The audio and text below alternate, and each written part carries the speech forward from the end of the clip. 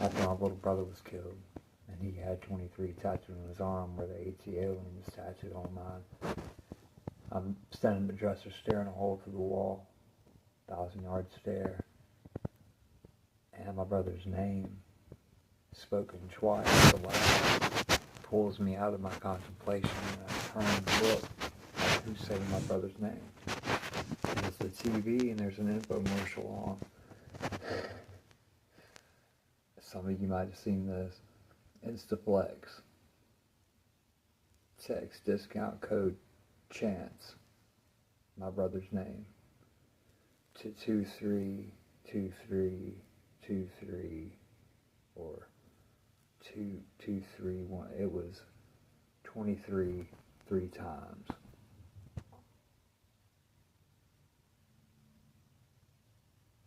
Make it make sense. What are the Vegas odds?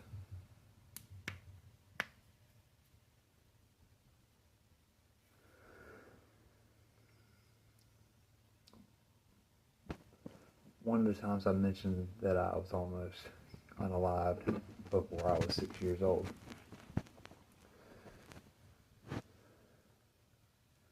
I climbed up on a John Deere tractor that was my great-granddaddy's, and down the engine past the steering wheel of this John Deere tractor, off the left side was just a metal square with a piercing in it, with a hole. And dangling from this hole was a paper clip that was straightened out and bent and just stuck through there. And as I'm pretending to drive a John Deere, I noticed that it's wiggling a bit from the movement, and I thought, having ridden with my granddaddy across the field, you bump a lot. It was going to fall out. So I reached down with my 5-year-old hands, and I twisted it together like a bread tie. Now, I wouldn't have done this if the paperclip had been attached to any part of the inner workings of the tractor, so it was loose. But when I twisted this paperclip together, the tractor crunk up, and it began to roll.